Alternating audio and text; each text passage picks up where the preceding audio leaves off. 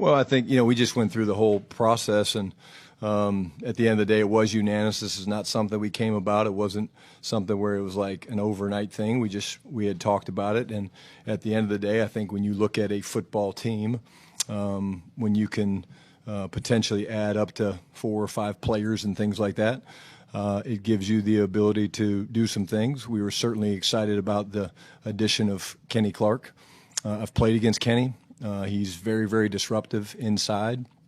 And, again, when we looked at it, it was, something that at the end of the day, when you get a chance to get things back in return that you're excited about, then, you make the move. And so, obviously, at the end of the day, we got to maximize the picks that we have, and that'll obviously be the plan. When you talked to him over the weekend after the last preseason game, was it in your mind that there's a possibility he might not be with me? When I talked to Micah? Yeah. No, yeah. I mean, look, it's one of those situations where when all my interaction with the players, it's, I'm checking on them, I'm talking to them, and but no, I didn't know. You never know. You're not certain until it's done, and when it's done, it's done, and that's the best way to handle that stuff. God. Brian Todd, with ESPN. Was there ever a time that you thought it just wasn't going to work out with Micah? I think I've been pretty upfront and honest that I was confident he would be back. I think at the end of the day, we're, happy for Micah, his family. You look at the deal that he got, that's awesome. I wish him nothing but the best. I mean, he's done an incredible job here for the Cowboys for the last, 4 years. And, but again, you never know. I mean, you never know how these things are going to play out. And at the end of the day, I'm excited about, all the additions that we've added, not just Kenny, but again, we've got some pretty good DBs that we've added. This is something you guys know all the time. It's a 365-day a year, but to get, Triquez, Bridges, and Reddy Stewart, guys that, we were excited about, to get Trevor Keegan.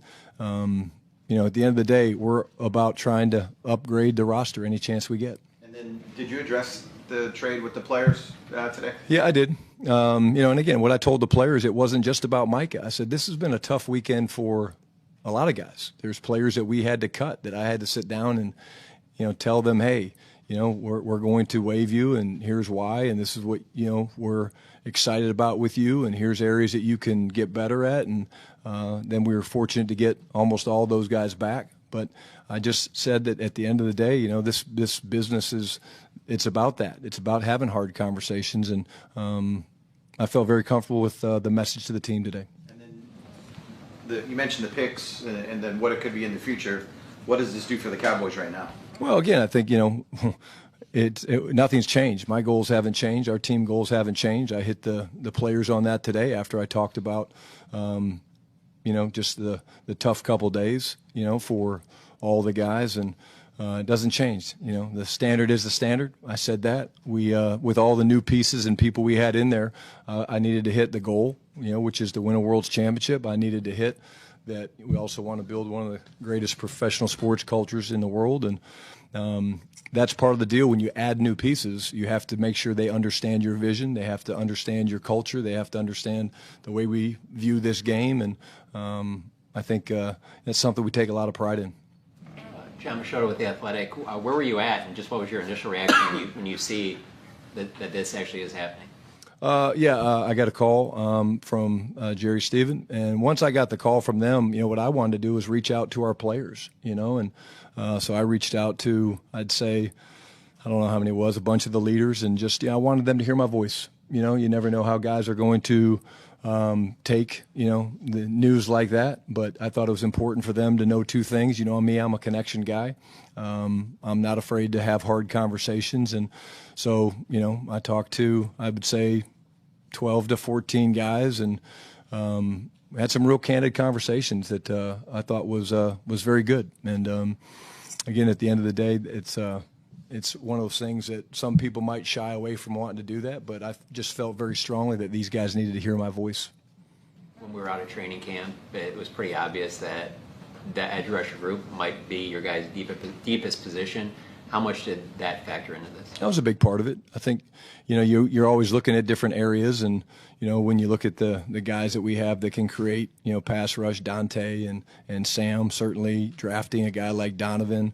James Houston's a guy that's come out of nowhere, that we found on the streets, and Marshawn Nealon. There's guys that we have that play inside, that can play outside. So it was part of the decision, but this was not something that we just stumbled upon and said, yeah, let's do this. It was well thought out. It was a lot of conversations about it, and then again at the end of the day, you got to make sure that it works. Nick Harris, Forward Star Telegram. How much of the timing of this was not wanting the cloud of the distraction to push into week 1 of the season? Because you guys dealt with it all training camp, so questions on it.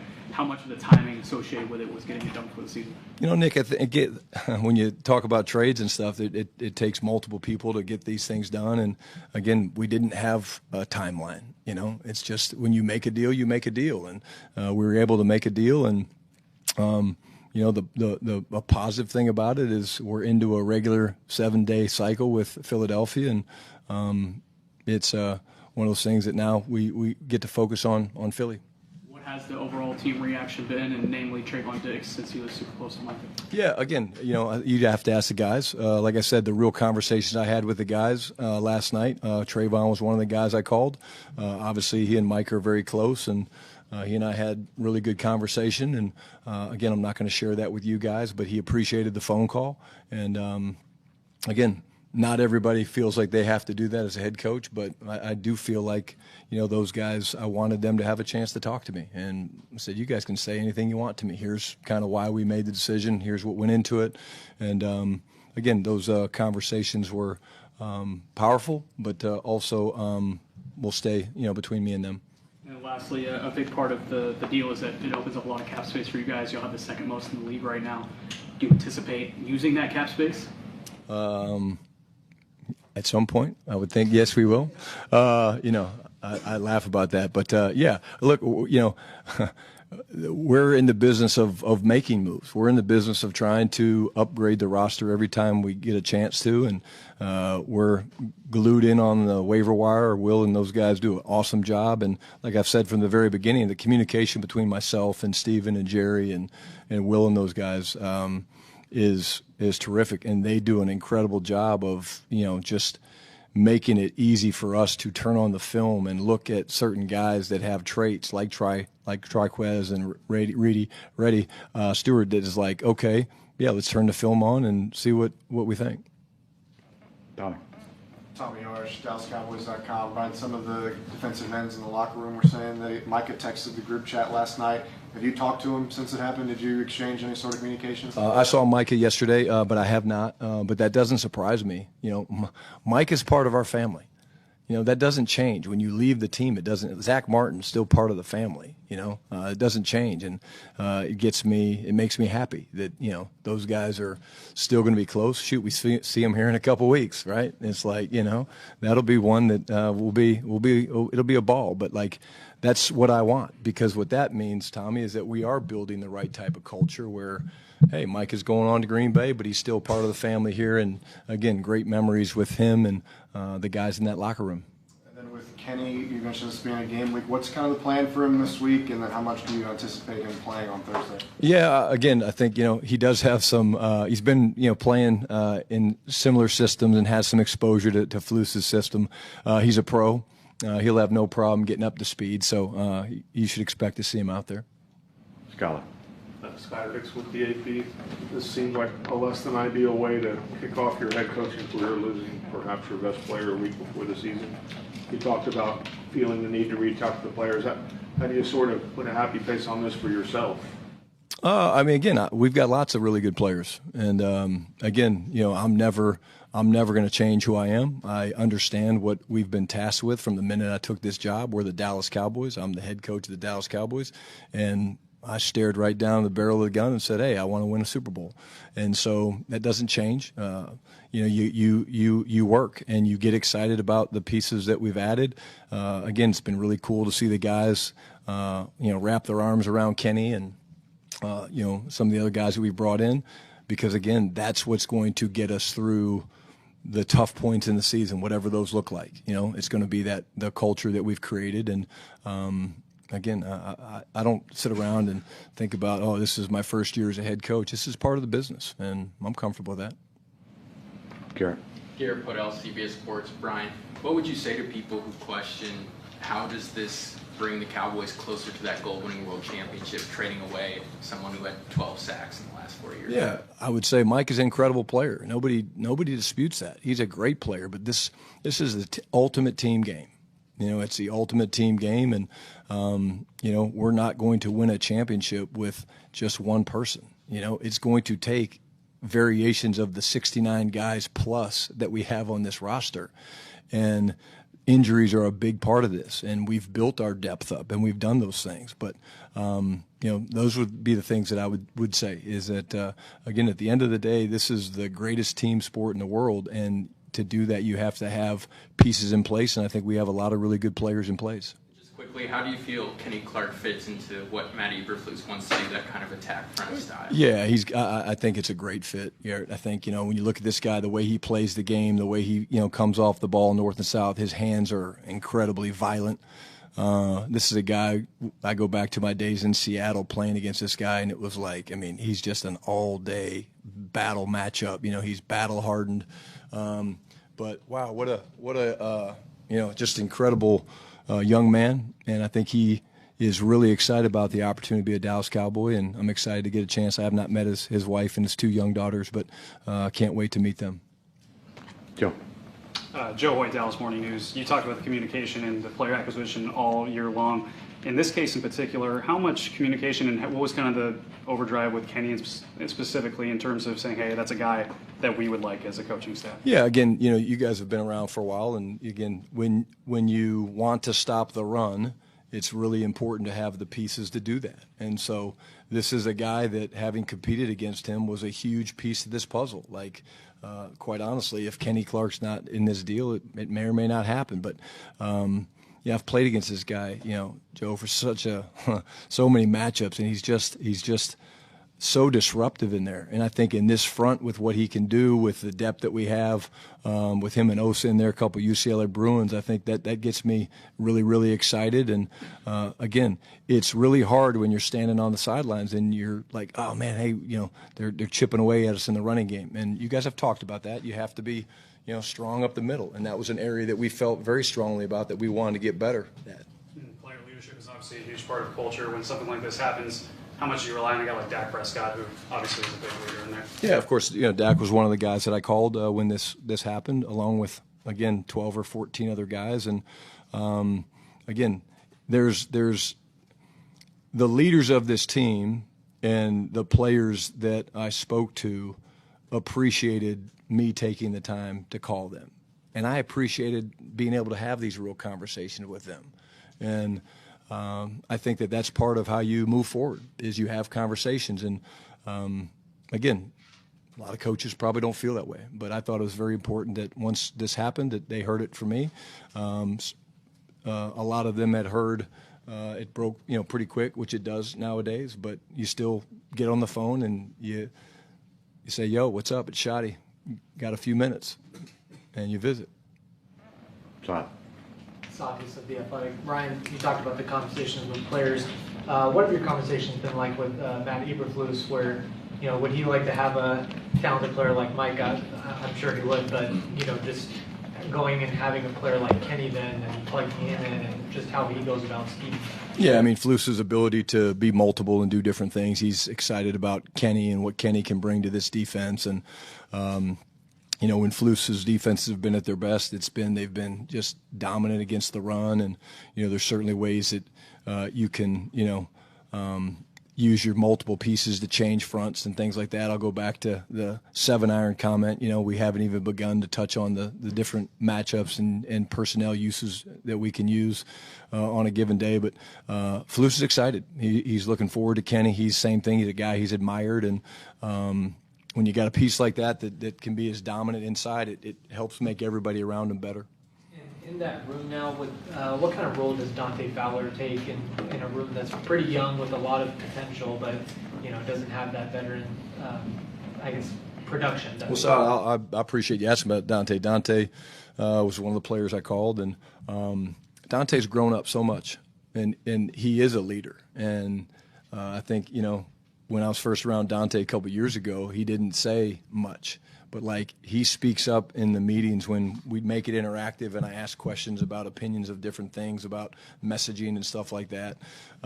Dante, it's so cool for me because I see him growing into one of those guys that he wants to share, he wants to give back to some of the younger guys. So, absolutely, that's a guy that has already been stepping up and will step up, continuing in this role. Babe. Hey, Baltimore, 105.9 The Fan. You're obviously in the first year of your contract. If you're in a situation similar to what Mike McCarthy was in last year, in the last year of his contract, would your thought process have been different? I think we're all on one-year contracts in this business, babe. I mean, I really do. I mean, you do? Hey. Mine's a little more than that, but I mean, it's just, I really think, at the end of the day, we're going to be judged on wins and losses. And, again, when you grow up in this business and you see the things that you see, whether it's Frank Reich after a year or some of the one-and-dones, and, like, it doesn't scare me, doesn't startle me, it's the business. And if you're good at what you do and you know how to capture your players and get them pulling in the same direction, which I think we're going to do a great job of, I think we expect to have great success this year. Okay. Jeff Gold with Fox 4. Shotty, obviously, you're trying to invoke positivity, on these calls with the players. Do you acknowledge this as adversity, though? I don't think so. I mean, again, like, you have two ways to look at it, and again, this was a unanimous decision. Like, when we talked about it, this was unanimous from top to bottom, and again, when you look at it, there's going to be adversity. I don't see this as adversity. I think that, again, guys will step up. Guys will really do a great job of, again, bringing these new pieces into the locker room and the culture and get them up to speed. It was cool for me just looking over during practice today and seeing Kenny talking to Dante Fowler and Donovan Ezaraku, and it kind of, that's what you want. These guys aren't all standing off by themselves going, oh, what's going on? Like, no, it's not what you do in this business. You could lose players for different reasons in this game. We all know that. Guys retire, guys get injured. There's different ways you lose players, and so no. I mean, I think that there's a chance for us to grow as a football team. You got the call from Jerry about the trade. What was his main message to you about the move? Really, the biggest thing was just that it had been agreed upon and it was done. And, again, like I said, we had been in conversation about it, and so that's immediately when I knew it was time for me to pick up the phone and reach out to some of our leaders. Nick. You've talked about wanting to have the right guys in here. You want to build an elite culture. Did culture play any sort of role in making this decision? No. Micah and I have, everything I've ever asked Micah to do, Micah, has been awesome. And Mike and I have had some real conversations going back to last week. You guys asked me about, after the preseason game. So the answer to that's no. What would you have to replace from him as a leader? Again, I think, the biggest thing would be some of the young guys are going to have to step up. Donovan knows that. I had a chance to talk to Donovan this morning. And, again, leadership, we're strong on leadership. I really do believe that. We're strong on leadership in this locker room, and adding a guy like Kenny Clark doesn't do anything to diminish that. It actually helps that tremendously, and that's one of the reasons that, again, when you look at this, you say, okay, Kenny's going to be a big piece of what we're trying to do because he plays the game the right way. He's I know you guys had a chance to talk to him. He's not overly vocal, but, man, the way he plays the game, the play style, it jumps off the film at your neck. Kyler. Adding Kenny changes the depth chart a little bit as it relates to Mozzie. We've asked you a little bit about him this preseason. Do you feel the need to sort of communicate with Mozzie and kind of keep him engaged and make sure he's sort of still there? Were you in my office on Wednesday?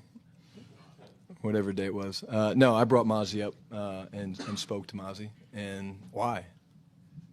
Talked about Mozzie with his consistency. And he knows that. And, again, he understands. I believe in Mozzie. I do. I believe in Mozzie. I believe that we will get the most out of Mozzie Smith. But I also made it very clear to him that, hey, it's got nothing to do with you being a first-round draft pick. It's that, hey, we know how capable you are of playing to a certain level, and how can we help you do that? So it was very, very good conversation. But it's funny you asked that, because that was a real conversation. Nick. Coach Nicky Mandel, Cowboys.com. Micah was a guy that he rushed from left side, right side, sometimes in the middle.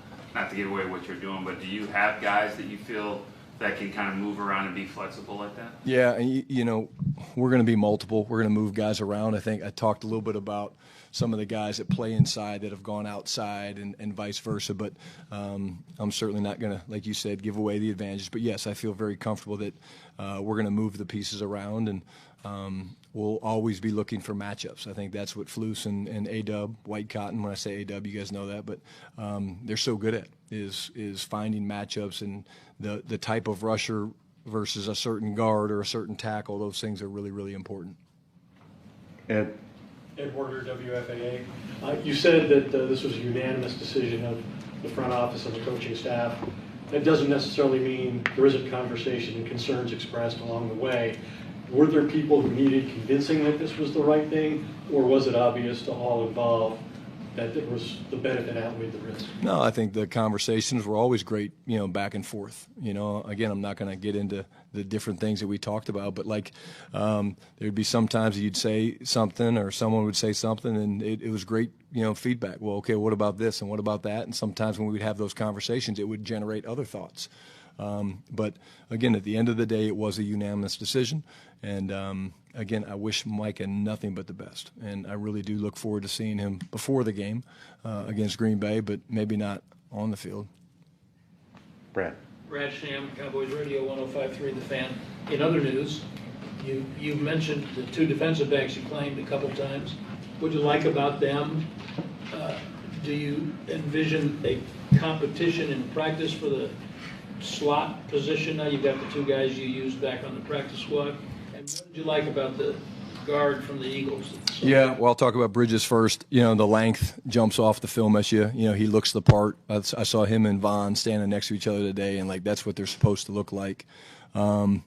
But he's just very, very comfortable in coverage. Like when you're watching him play the man-to-man coverage, he was so comfortable playing in all different types of press man-to-man. He's got great length. He's very aggressive in run support. We talk about all the time, no house guests. For Stewart, he has the advantage because he knows the system, having played for Flus. We actually watched some of his clips from Minnesota, but also from him with Flus, and they only got him active, I think, one time last year.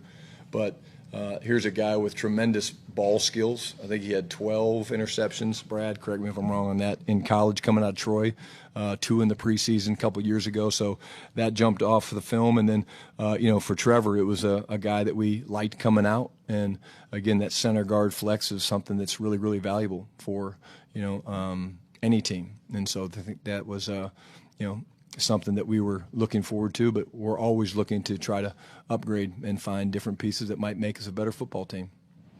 Last one, Todd. Have the players selected captains yet? We actually voted on today, and so I'll let you guys know when I get them all tallied up. And we are going to do, I think I shared with you guys, we are going to do year-long captains along with a captain of the week based on guys that deserve it.